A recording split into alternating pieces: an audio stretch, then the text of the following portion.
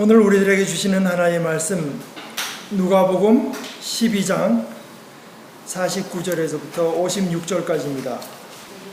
나는 세상에다가 불을 지르러 왔다.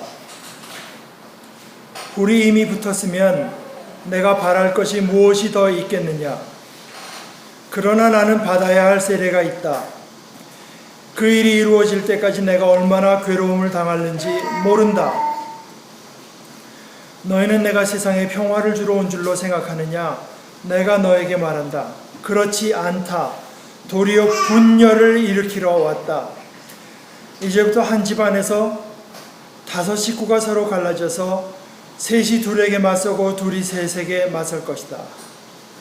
아버지가 아들에게 맞서고 아들이 아버지에게 맞서고 어머니가 딸에게 맞서고 딸이 어머니에게 맞서고 시어머니가 며느리에게 맞서고 며느리가 시어머니에게 맞서서 서로 갈라질 것이다. 예수께서 무리에게도 말씀하셨다. 너희는 구름이 서쪽에서 이는 것을 보면 소나기가 오겠다고 서슴지 않고 말한다. 그런데 그대로 된다. 또 남풍이 불면 날이 덥겠다고 너희는 말한다. 그런데 그대로 된다. 위선자들아, 너희는 땅과 하늘의 기상은 분간할 줄 알면서 왜 이 때는 분간하지 못하느냐. 하나님의 말씀입니다. 하나님께 감사합니다.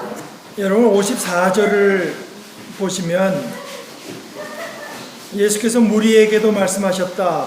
이 말씀은 그 앞에까지 그 전까지의 말씀은 제자들에게 하신 말씀이기 때문에 그렇습니다. 제자들에게 말씀하시다가 이번엔 돌이켜서 모든 무리에게도 또 말씀하시되 구름이 서쪽은 뭐냐 하면은 여러분 이스라엘 생각해 보세요. 지도를 보게 되면 서쪽에 바로 저 지중해가 있습니다.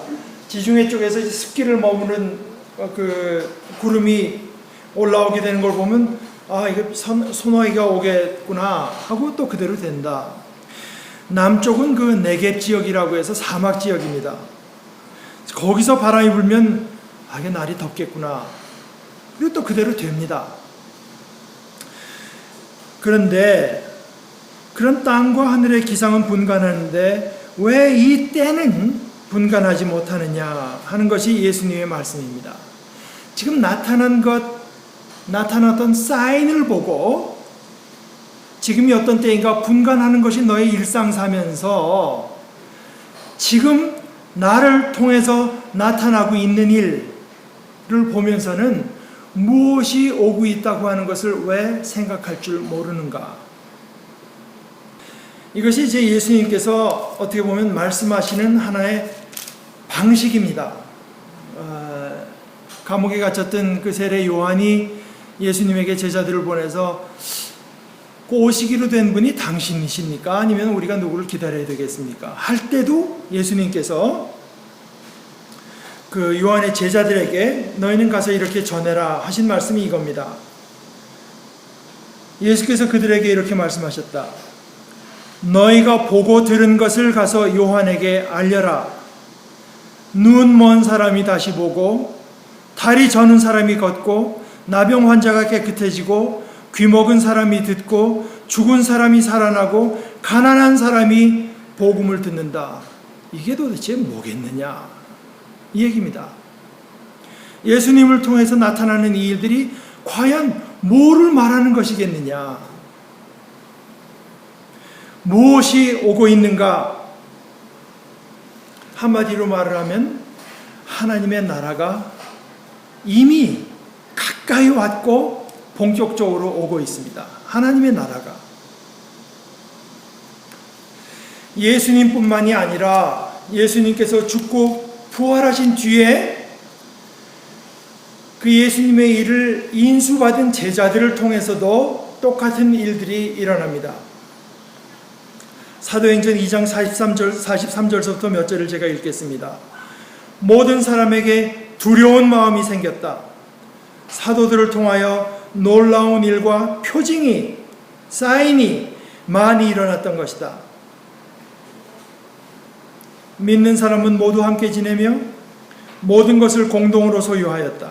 그들은 재산과 소유물을 팔아서 모든 사람에게 필요한 대로 나누어 주었다. 그리고 날마다 한 마음으로 성전에 열심히 모이고 집집이 돌아가면서 빵을 떼며 순전한 마음으로 기쁘게 음식을 먹고 하나님을 찬양하였다.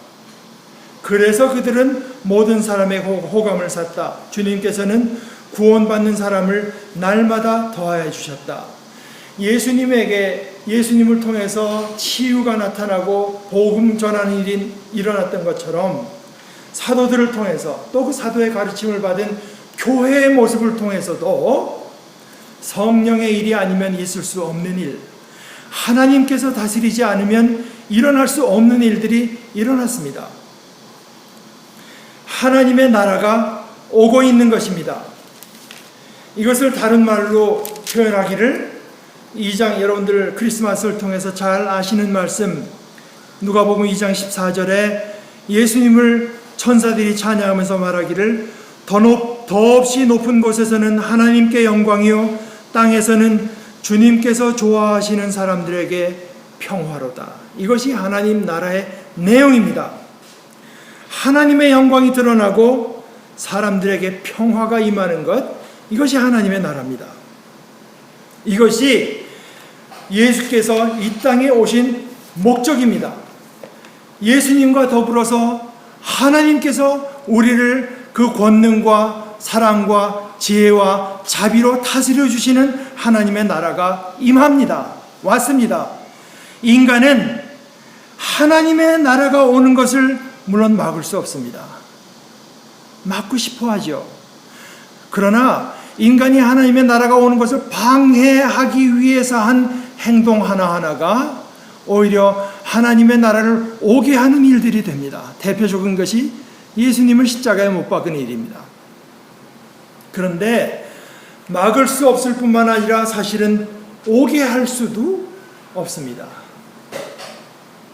교회에서 물론 선의로 쓰는 말이고 갸륵한 뜻으로 쓰는 말이지만 하나님의 나라를 건설하자든가 확장하자든가 하는 말은 써서는 안 되는 말입니다.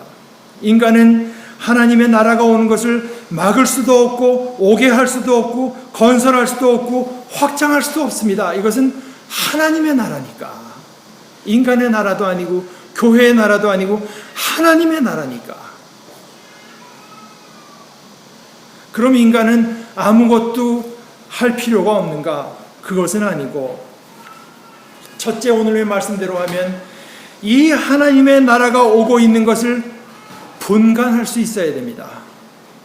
분간할 수 있어야 됩니다. 분간하는 중요한 목적은 그 하나님의 나라, 권능으로 오시는 하나님의 나라에 옳게 반응하기 위해서입니다. 우리는 하나님의 나라가 오게 할 수도 오는 것을 막을 수도 없지만 우리 중에 어느 누구도 우리에게 은혜와 용서로 오시는 하나님의 나라에 반응하지 않을 수는 없습니다. 우리 모두가 다 반응할 수밖에 없고 그 하나님의 나라에 우리가 어떻게 반응하는가가 우리의 가장 결정적인 운명을 결정하게 됩니다. 우리의 모든 것을 결정해요. 가롯 유다도 나름대로 하나님의 나라에 반응했습니다. 본디오 빌라도도 반응했습니다. 유대의 종교 지도자들도 반응했고 헤롯 임금도 나름대로 반응했습니다. 그런가 하면 하나님의 나라를 받아들인 사람들은 복된 사람들이죠. 물론 전적으로 좋아하면서 기뻐하면서 받아들이는 사람들도 있고 하나님의 나라를 부분적으로만 받아들이는 사람들도 있습니다. 이 부분은 받아들이고 이 부분은 나는 자신 없고 그래서 내가 결정해서 받아들이겠다는 사람도 있습니다. 그런가 하면 하나님의 나라에 대적하는 사람들도 물론 있습니다. 그런가 하면 무시하는 사람들도 있습니다. 예수께서 오신 게 나랑 무슨 상관인가? 그것도 하나의 반응입니다. 무반응도 반응입니다. 대개 그 하나님의 나라에 이것을 받아들이는 사람들에게 한 두 그룹이 있다고 하죠. 첫째는 예수님과 아주 가까운, 예수님 우리가 원을 그린다고 하면 아주 작은 원이 예수님 주위에 있습니다. 그래서 성인들입니다. 성인들입니다. 그대로 예수의 말씀 그대로 알고 그대로 믿고 살아가는 사람들입니다. 아주 극히 소수지만은 없는 것은 아닙니다.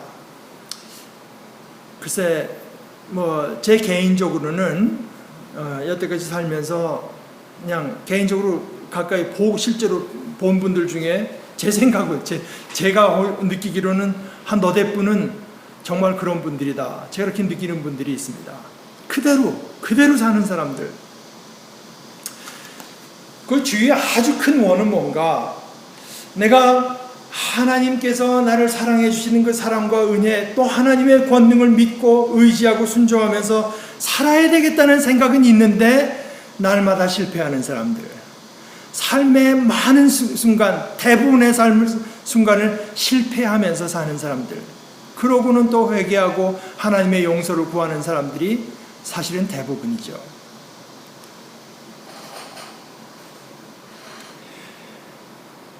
이 우리들에게 오시는 하나님의 나라가 사람들 사이에 여러 차이만 만들어내는 것이 아니라 오늘 예수님의 말씀대로 하면 분열을 일으키게 됩니다. 분열. 이것은 그저 단순히 당신과 나는 다르고 우리 서로 잘 지내고 이런 식의 분열이 아니라 서로 간에 불편한 사이를 말하는 것입니다. 정말 분열이 일어나요.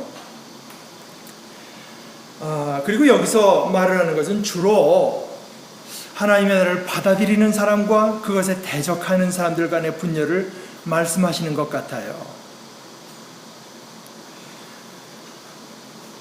이 불편하게 느끼는 감정은 양쪽이 서로 다를 수 있습니다. 오늘 우리 영락교회 친구들이 오셨는데 한경지 목사님이 그 자녀들에게 이제 남긴 그 CD를 들어보면 그런 말씀을 하시죠.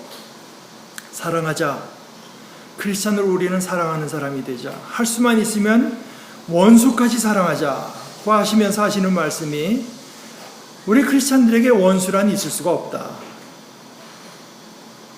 그러나 우리를 원수로 대하는 사람들은 많다. 그 사람들까지도 사랑하자. 이런 식으로 분열이 일어나게 됩니다. 예수님께서 하신 모든 말씀들, 예수님의 모든 생각이 사실은 우리 사이에 분열을 만들어내지만 결정적으로는 예수님께서 받으실 세례, 다시 말해서 예수님께서 십자가에 못 박여 죽으신 일을 통해서 하나님의 나라가 우리에게 결정적으로 임합니다. 그런데 그 예수님께서 말씀하시기를 나는 이 세상에 불을 지르러 왔다. 이게 이제 원어대로 하면 불을 던지러 왔다. 그러니까 좀 이상한 한자로 말하면 불화에서 던질 투에서 화투가 되지 않습니까? 그래서 뒤에 앉은 분 한 분이 자기 젊었을 때 자기 호는 화투다 그랬던 분이 있습니다. 그런데 불, 하늘에서 내리는 불, 예수님께서 말씀하시는 불이라고 하는 것은 영원한 것과 단순히 있는 것처럼 보이다 사라지고 말 것을 분간하기 위해서 꼭 필요한 것입니다. 태우는데도 그것을 견디는가, 화려해 보고 뭔가 있는 것 같았는데 태워버리니까 홀랑 타버리고 마는 것인가. 하나님께로 온 것이면은 그 불을 견딜 것이고, 그럴듯해 보이고 성공한 것처럼 보이고 화려해 보이고 엄청나 보이는데 그 불에 홀랑 타버리게 되면 이것은 단순히 인간에게서 온 것, 세상에서 난 것을 알게 되는 그 불 말입니다. 영에서 온 것인가 육에서 온 것인가. 영을 내세우면서 육에서 온 것이라면 그것은 타버리고 말 것입니다. 그런 분열, 그런 분간이 심지어 인간 사이의 가장 밀접한 관계인 가정에서조차 그것이 흐려지지 않고 그대로 드러날 수밖에 없을 것이다. 우리는 예수님께서 또는 메시아가 평화를 가져온다고 생각하고 이스라엘 사람들도 물론 그렇게 생각했습니다. 그런데 예수님의 말씀은 그렇습니다. 평화 맞다. 내가 평화를 가져온다. 그러나 너희가 지금 생각하는 그런 평화는 아니다. 조금 전에 아까 우리가 2장 14절의 말씀을 살펴본 대로 가장 높은 곳에서는 하나님께 영광이요 땅에서는 그가 기뻐하시는 사람들 간의 평화로다. 이 하나님의 영광과 사람들이 누리는 평화는 동전의 앞 뒷면이나 마찬가지입니다. 하나님께서 어떤 분이신가? 하나님의 용서, 자비, 권능이 어떤 것인가를 보고 이 전능하신 창조주께서 나의 하늘 아버지가 되어주시는 그 덕, 하나님의 덕을 입는 것이 구원입니다. 그리고 이렇게 해서만 우리에게 진정한 의미에서 평화가 이루어집니다. 이걸 뒤집어서 이렇게 말할 수 있습니다. 이렇게 우리 인간들에게 자신의 덕을 입히셔서 용서받게 하시고 구원받게 하시고 평화를 주시는 것으로 하나님은 진실로 우리의 하나님 되신 참 하나님이신 영광을 드러내게 됩니다. 하나님을 하나님으로 사랑하면서 예배하면서 의지하고 순종하지는 않으면서 누리는 평화, 우리 인간끼리 만들어내겠다고 하는 평화라고 하는 것은 당연히 무너질 수밖에 없고 사실은 어떤 의미에서는 무너져야 됩니다. 그래야 평화가 올 수 있습니다. 참 평화는 그래야 올 수 있습니다. 그렇게 분열을 거쳐서 오는 평화, 이 진짜 평화를 위해서 주님께서 오신 것입니다. 이 평화를 받아들이는데 방해물들이 있습니다. 물론 오늘 아까 읽은 히브리서의 말씀대로 하면 무거운 짐과 얽매는 죄, 이것이 우리를 방해하죠. 키엘케고르라고 하는 철학자의 말대로 표현하면 인간의 나약한 자기 사랑, 자기 연민, 이런 것들이 하나님께서 우리에게 주시는 하나님의 나라, 이 평화를 온전히 받아들이는 것을 방해합니다. 또는 영국의 그 목사님인 조지 맥도날드의 표현대로 하면 그분의 얘기는 그렇습니다. 지옥의 모토는 하나다. 지옥에 가면은 지옥의 그 모토, 영어식으로 말해서 You are your own. You are your own. 그것이 지옥의 모토다. 내가 내 삶을 꾸려갈 수 있고, 내가 내 삶을 보람 있는 것으로 만들 수 있고, 내가 주체적으로 내 삶을 의미 있는 것으로 만들 수 있다고 하는 생각 때문에 우리 인간은 하나님의 영화를, 하나님의 나라를, 하나님의 평안을 받아들이지 못합니다. 또한 예수님의 표현대로 하면 두려움, 세상의 염려, 재물의 유혹, 그 밖에 다른 일의 욕심, 이런 것들이 하나님의 나라, 우리들에게 용서와 자비와 권능으로 오시는 하나님의 나라를 받아들일 수 없게 만듭니다. 그래서 우리로 하여금 온전한 마음으로 하나님의 나라를 받아들일 수 있게 하기 위해서 이 분열이 일어날 수밖에 없습니다. 이 분열을 통해서만 우리들에게 주시는 평화, 이 평화만이 예수님께서 우리들에게 주시는 참 평화, 우리들에게 주시는 평화도 이 평화이고, 우리가 그리스도의 사람으로 세상에 전하는 평화도, 우리가 전하는 내용, 우리가 전하는 하나님의 은혜에 대한 반응에 따라서 분열을 일으킬 수밖에 없는 평화입니다. 우리가 어떤 무리에게 자비를 베풀려고 할 때, 우리가 하나님의 의로움을 따라서 살려고 할 때 모든 사람이 한 마음이 되는 것이 결코 아닙니다. 오히려 사람들 사이에 분열이 일어나게 됩니다. 그것에 놀랄 필요도 없고 그것을 두려워할 필요도 없습니다. 그것을 통해서만 하나님의 나라가 오기 때문입니다. 제가 아까 형자라고 하는 말씀을 소개한 김교신 선생이 1930년대 사람입니다. 그분이 소위 무교회주의라고 해서 교회가 너무 교회를 앞세우는 데 대해서 이제 반대했던 입장을 갖고 있어서 얼마 전에 돌아가신 함석헌 신하다 그 같은 친구들이었는데, 그분이 그 양정고등학교에서 선생님을 하면서 자기가 성경을 연구한 것들을 계속 이제 잡지로 냈습니다. 그러면서 한 이야기가 어느 호에 이런 말을 했습니다. 자기는 정말 친구처럼 귀한 것이 없다. 자기는 사실은 자기를 인정해주는 사람, 자기와 한 마음을 나눌 수 있는 사람은 소수의 친구들밖에 없다. 근데 그 친구들이 자기를 대해주는 것은 정말 얼마나 감사한지 모르겠다. 몇 년 전부터 사귀던 우정을 갖고 자기를 대해주는 사람도 있고, 몇 달 전부터 자기를 알게 된 사람이 그 우정을 갖고 자기를 대해주는 사람도 있다. 그런데 나는 어떤가? 자기는 그렇지 못하다. 친구들에게. 몇 달 전의 일뿐만이 아니라 전달 그렇게 나와 가깝던 친구에게도 자기는 마음 아픈 말을 던지고야 마는 친구 노릇을 못하는 사람이 아닌가. 그런데 친구뿐이겠는가?